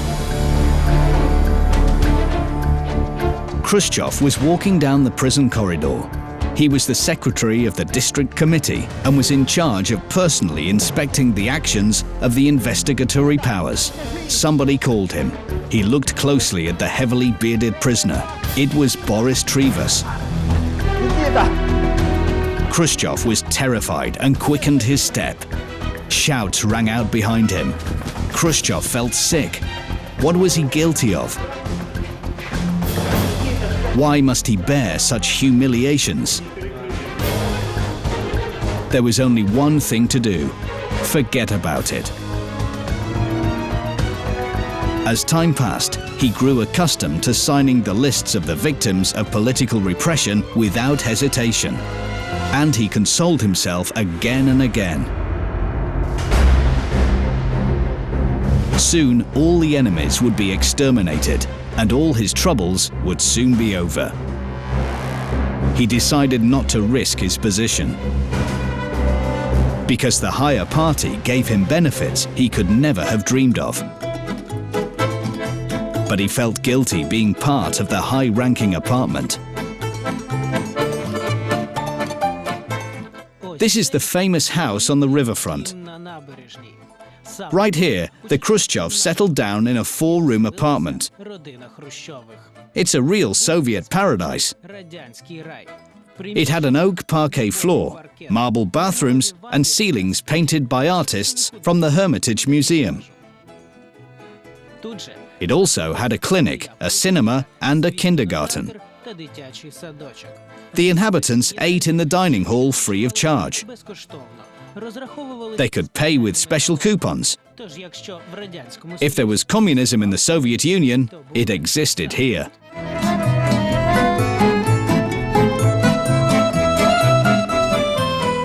Khrushchev thought that his life was in good shape. The housekeeping and the children were in Nina's safe hands. He was in a good professional standing with excellent prospects. So the criminal case that landed on his table, addressed to Nikita Khrushchev, came out of the blue. A band of robbers were arrested.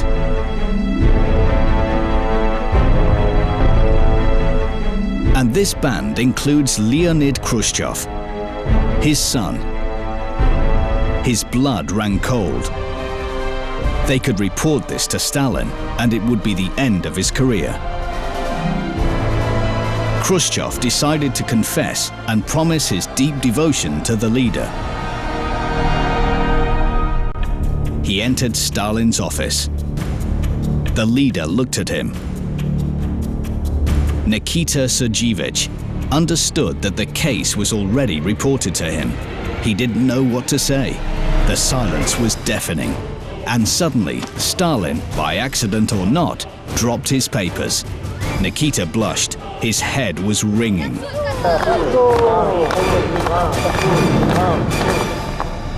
He threw himself at the leader's legs, picked up the papers, and handed them over. Stalin looked at him. Nikita felt that the tension in the office was lifted. The master had forgiven him. Nothing threatens Nikita. Leaving the office, he looked in the mirror and saw the fool's smiling face with spaniel eyes. He didn't even think of his son. Nikita Sergeyevich will never forget that visit to the leader. Feelings of weakness rose again. He will always be afraid of Stalin and hate him for that fear. For that nasty tinge of humiliation and necessity to always play the fool. If only he could survive and not lose what he already had. He failed to close his son's case. But the hearings were held behind closed doors. The members of the band received the ultimate penalty: execution. Leonid was involved in this case as a witness. But Stalin decided that Khrushchev should not be allowed to get away with this. In a few months, Khrushchev got the position of the first secretary of the Communist Party of Ukraine. Anyone would consider this a real gift. But Nikita Sergeyevich understood that he was exiled from the Kremlin. It was a bad omen.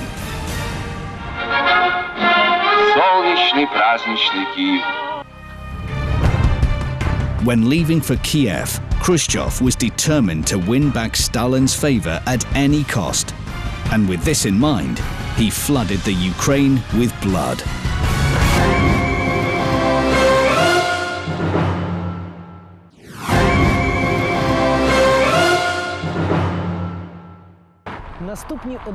For the next 11 years, he remained in the Ukraine. There, Khrushchev learned to dance with his famous hopak, to sing the Ukrainian folk songs in a terrible mixed Russian-Ukrainian dialect, and to kill millions of people. Being away from Moscow, he showed his true nature, and that terrified the whole country. After Khrushchev's arrival in Kiev, the following encoded text was sent to the Politburo of the Central Committee in Moscow. Dear Losif Vissarionovich, every month the Ukraine suffers from 17 to 18,000 victims of the political repression. But Moscow insists that it shouldn't be more than 2,000 or 3,000. I ask you to take measures. And the measures were taken. Khrushchev was authorized to shoot more. The party meeting had been going on for 4 hours. The deputy chairman of the Vinnytsia District Executive Committee, Kozis, while sitting in the hall, felt that he could hardly keep his eyes open because of the monotonous speech. He tried to stay awake, but couldn't. Враги хотели убить нашего родного товарища Сталина. On hearing Comrade Stalin's name, the sleepy Kozis jumped up and began to clap loudly. Я не хотел, товарищи, я не хотел.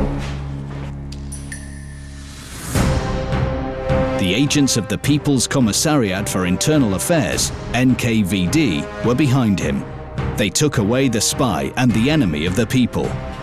Khrushchev was informed about the incident.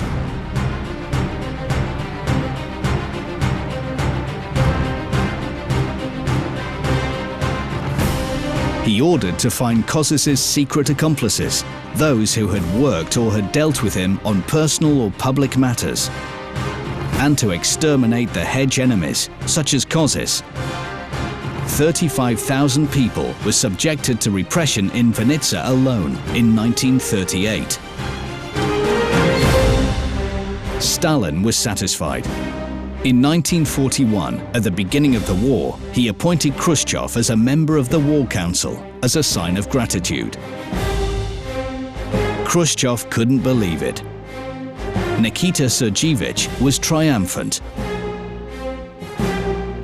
But he didn't know what would later happen to him that would threaten not only his career, but also his life.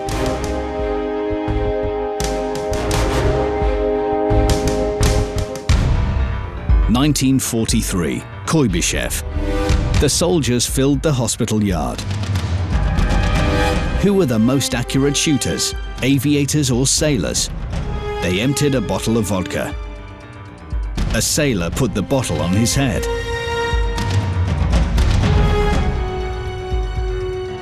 A pilot took aim and shot.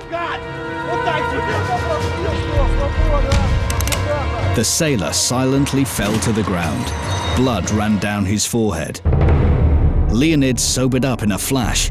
One word ran through his head: tribunal.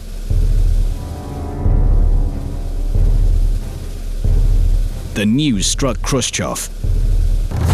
His son Leonia must be executed, but he is so young. He hadn't done anything for his son. No warm words, nor any parental care. Tears choked Nikita Sergeyevich. He had betrayed Frosya and didn't protect their son.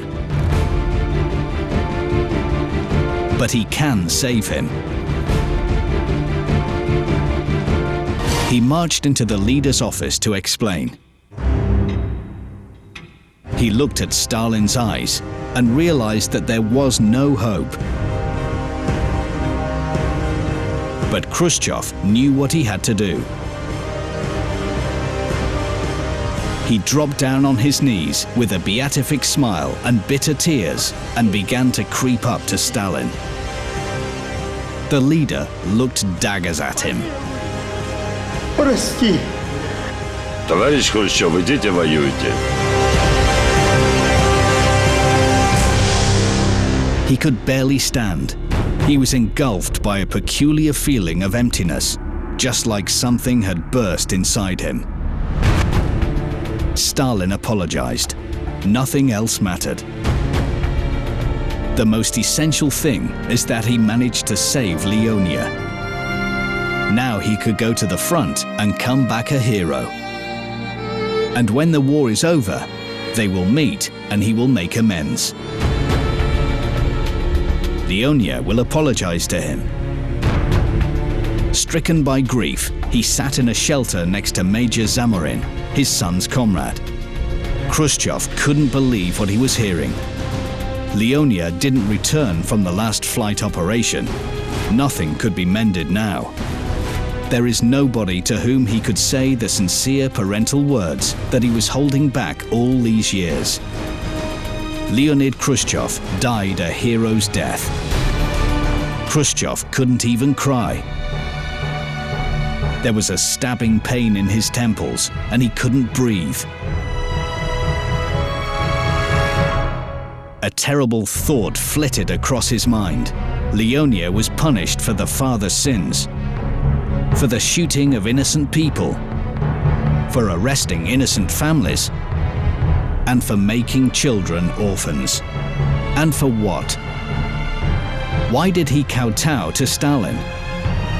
To survive in the repression hell.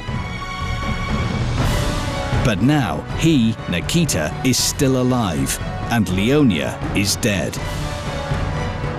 His son is dead, but Stalin is alive. He was determined to exterminate Stalin. While wearing the fool's mask, he will study the enemy's habits and wait for a suitable moment and strike. 1953. The Stalin's traditional dinner is in full swing. Last time, the gatherings were held every day, or more exactly, every night. They gathered at 11 in the evening and left just before dawn. They were all extremely tired with this regime. But Stalin, who was suffering from insomnia, wouldn't let his retinue go. Beria played the usual role of a toastmaster and forced the guests to eat and drink. Stalin himself didn't touch the food. He was suspicious of being poisoned. He saw enemies everywhere. Ну что, товарищ, расстреляем Никиту или пусть танцует? He danced. Everyone laughed at his clumsiness and didn't suspect what he was thinking of. He knew the time was close. He had to keep calm and kill Stalin. Танцуй, Никита. Best of all, by Beria's hands. I must consider everything carefully. I must remove Beria. Malenkov and Molotov don't have to be killed. It is enough to deprive them of their high office. He performed his last move, stepped forward and bowed. It began with the physician's case. Stalin received a denunciation. The Leningrad physician, Lydia Timoshuk, informed him that the group of court physicians is about to revolt. Their aim is to poison the devoted members of the Politburo and Comrade Stalin. The next day, the Soviet Special Services declared a hunt for miscreants wearing a white uniform. Khrushchev understood it was time. He convinced the suspicious Beria that Stalin must sign the order of his arrest. That would do the job. Then he could move aside and observe. Khrushchev saw Beria removing Stalin's entourage, and he replaced them with his devoted people. Firstly, the physicians, then the household servants, and lastly, the leader himself. He had prepared for him a terrible death, using a virulent poison made in the secret laboratory of NKVD. Это не просто отравление. Отравление было, как говорится, по всем направлениям. Кровоизлияние было настолько страшным, что когда вскрыли желудок Сталина, то все было как будто посечено дробью. Как будто вот взяли в желудок внутри и выстрелили из дробовика. Все, вот такие кровяные пятнышки, такие кровоизлияния, все, желудок весь кровоизлияние, все, весь кишечник в кровоизлияниях. Все полностью, все, весь организм стал пропускать кровь. Stalin's funeral was immortalized in this unique 1953 film footage. This is Lavrentiy Beria. He is the first among the people carrying the leader's coffin. Nikita Khrushchev is just behind. He saw how confidently Lavrentiy Pavlovich behaved, how he made the orders. Beria was sure that he was the successor, being unaware that the worst was still to come, and the full Khrushchev would strike the last blow. Beria didn't know that at the time Khrushchev had gathered his friends, Generals Zhukov-Batitsky and Moskalenko, under the veil of military maneuvers. He rounded up support from Malenkov, Molotov, Kaganovich. They burst into Beria's office and arrested him without explanation.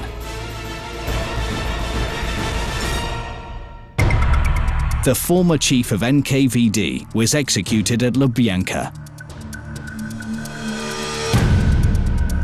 Khrushchev became leader of the country. He combined the position of the first secretary of the Central Committee of the Communist Party of the Soviet Union with the position of chief of the Council of Ministers, having taken it from Malenkov. After that, he became the absolute authority. He was sure that he had taken vengeance and won a victory. And now, at last, everything would be okay. He hadn't realized that the fool's mask that he was wearing for years had become his true nature. The General Secretary's tragedy was that on his way to leadership, he was not learning how to lead the country, but how to be a fool.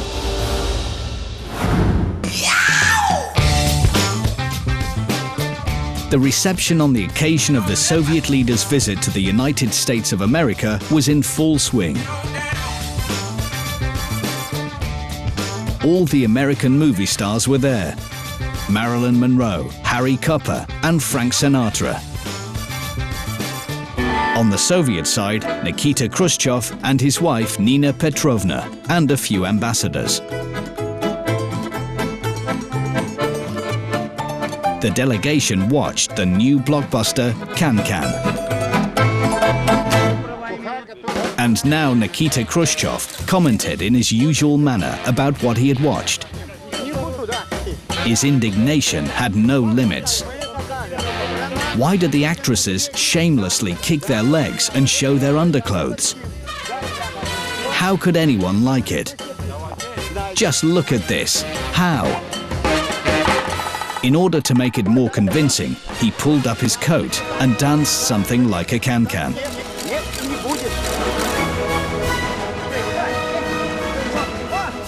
The Americans were shocked. They had never seen something like that before. Once again, he'd become the fool. Till the end, he accused Joseph Stalin, on whom he continued to take vengeance even after his death.